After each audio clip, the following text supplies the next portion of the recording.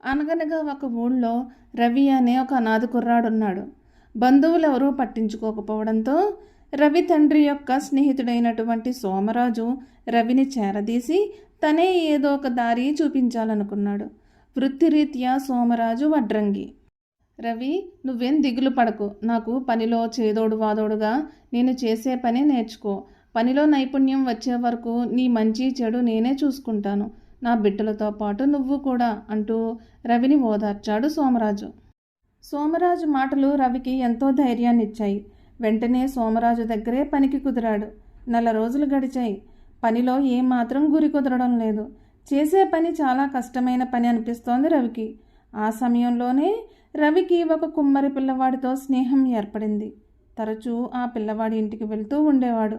తను చేస్తున్న వడ్రంగి పని కంటే ఈ పనే బాగున్నట్లు అనిపించింది రవికి. సులభంగా నేర్చుకోగలను అనుకున్నాడు. తను దిక్కులేని వాడినని పనిలో పెట్టుకోమని కొమ్మరి వెంకయ్యను అడిగాడు. వెంకయ్య అందుకు ఒప్పుకున్నాడు. నెలకు 100 రూపాయలు జీతంగా ఇస్తానని వెంకయ్య అనడంతో రవికి చాలా సంతోషం కలిగింది. సోమరాజుతో ఒక్క మాట అయినా చెప్పకుండా పని మానేసి వెంకయ్య దగ్గర పనికి చేరాడు. గిర్రున తిరుగుతున్న చక్రం మీద మట్టి ముద్ద కుండలు కావడం మొదట్లో తమాషాగా అనిపించినా తర్వాత ఆ పని కష్టంగానే అనిపించింది రవికి. ఉదయం లేచిన దగ్గర నుండి మట్టి తొక్కడం, చక్రం తిప్పడం, పచ్చి కుండలు కాల్చడం మొదలైన పనులతో క్షణం తీరిక దొరకడం లేదు. ఆ పనిలో అంత కష్టాన్ని ఊహించలేదు. వారానికి 2 రోజులు కుండలు తీసుకుని సంతకు వెళ్ళి అమ్మి రావడం వాడి నెత్తిన పడింది. ఈ పని కూడా కష్టంగా అనిపించి తప్పించుకునే మార్గం ఎలాగా అనుకున్నాడు. రవి వెళ్తున్న సంతలోనే బుట్టలు అల్లే వాడితో స్నేహం ఏర్పడింది. తను ఇప్పుడు చేస్తున్న పని కన్నా ఇది ఇంకా తేలికగా అనిపించింది.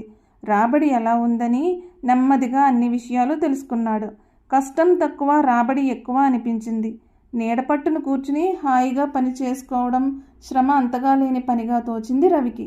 ఒకరోజు అక్కడికి వెళ్ళి ఇలా అన్నాడు. ఏ తోడు లేనివాడిని, నీ దగ్గర పనిలో చేరతాను, తోచినంత ఇస్తే చాలు అని బుట్టలు అల్లే అతన్ని అడిగాడు. సరే అని జాలితో ఒప్పుకున్నాడు అతను. రవి మహదానందంగా వెంటనే పనిలో చేరాడు. 2 నెలలు గడిచాయి. రోజంతా తిప్పలు పడ్డా ఒక బుట్ట అయినా సరిగ్గా అల్లలేకపోతున్నాడు. కూర్చుని నడుం నొప్పి ఇంకా ఒళ్ళు నొప్పులు వచ్చాయి. ఆ పని కూడా తను అనుకున్నంత సులభం కాదని అనుకున్నాడు. పని మీద శ్రద్ధ ఉండడం లేదు. ఆ పక్క వీధిలోనే నేత పని వాళ్ళు ఉన్నారు. వారి దగ్గరకు వెళ్ళి అలా కూర్చుని చూస్తూ ఉండేవాడు. ఒకరోజు మగ్గం వేసే కోటయ్య రవిని ఇలా అడిగాడు. ఏం బాబు, నీకు నేర్చుకోవాలని ఉందా అని. అవును, నాకు నేర్పుతారా అని అడిగాడు రవి. ఇప్పుడు ఏదో పని చేస్తున్నట్టున్నావు, అదే మంచిగా నేర్చుకోరాదు అని అన్నాడు కోటయ్య. ఆ పని చేయడం నా వల్ల కావడం లేదు, మీకు పుణ్యం ఉంటుంది, నన్ను మీ పనిలో చేర్చుకోండి అని అడిగాడు రవి. రవి అలా ప్రతిరోజు వస్తూ తను చూపిస్తున్న ఆసక్తికి కోటయ్య కాదనలేకపోయాడు. పని నేర్చుకున్నంతకాలం తిండి పెట్టి బట్టలు కూడా కుట్టిస్తానన్నాడు కోటయ్య. రవి ఎగిరి గంతేసి పనిలో చేరాడు.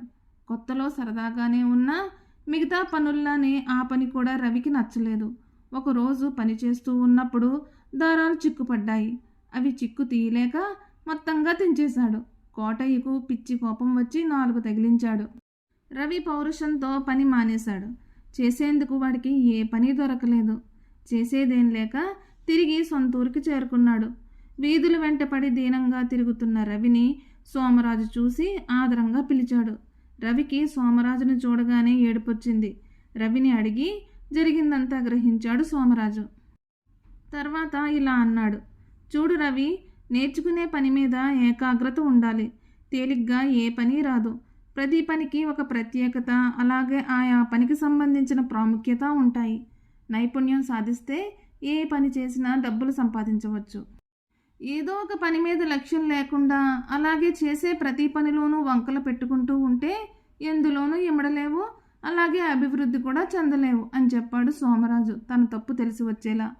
తన తెలివి తక్కువతనం తెలుసుకుని రవి బుద్ధి తెచ్చుకున్నాడు. తిరిగి సోమరాజు దగ్గరే పనిలో చేరి ఏకాగ్రతతో పనిచేసి మంచి నైపుణ్యం సంపాదించి మంచి పనివాడిగా చుట్టుపక్కల గ్రామాల్లో కూడా పేరు తెచ్చుకున్నాడు. ఈ కథ మీకు నచ్చినట్లయితే please like, share and subscribe to my channel.